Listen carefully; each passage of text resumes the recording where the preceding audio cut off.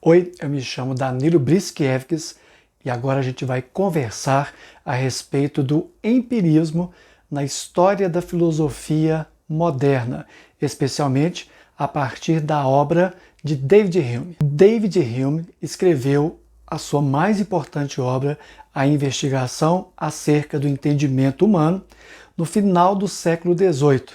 Ele propôs uma abordagem sobre a chamada teoria do conhecimento, ou seja, como nós podemos conhecer os objetos do mundo, como nós podemos dizer que temos determinada verdade sobre determinado objeto.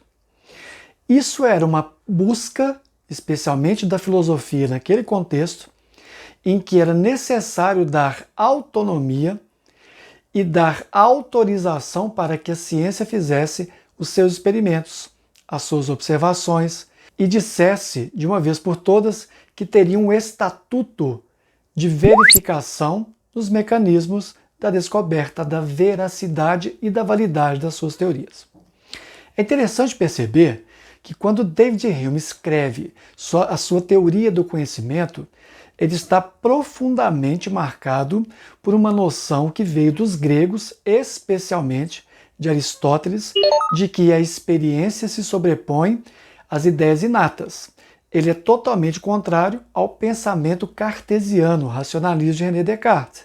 Significa que, no final das contas, o pensamento humeano é um pensamento voltado para uma teoria do conhecimento que tem como base, como premissa, como fundamento, a experiência dos sentidos do corpo físico em relação a determinado objeto.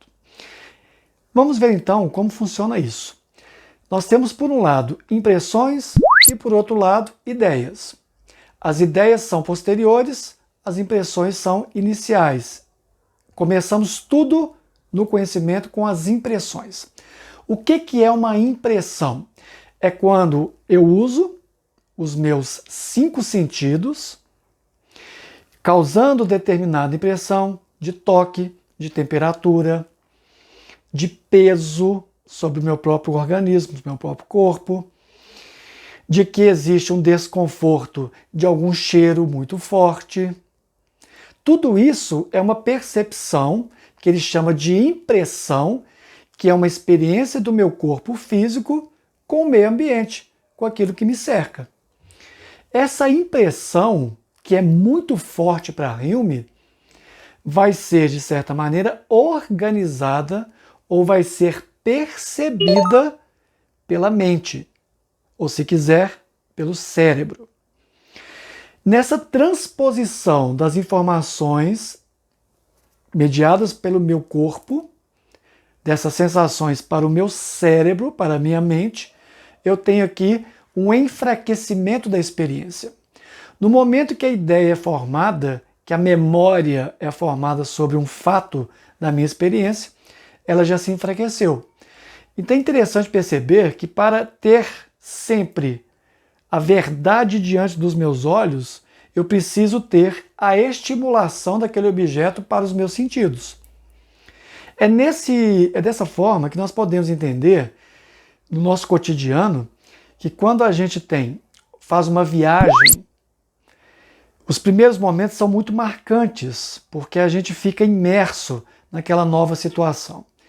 Quando se passam 2 meses, 4 meses, 2 anos, 3, as sensações vão se enfraquecendo, ou as memórias vão se perdendo, as ideias, as noções, tudo aquilo que foi, de certa maneira, produzido pela minha experiência naquela viagem 2 anos atrás, meio que se perdeu.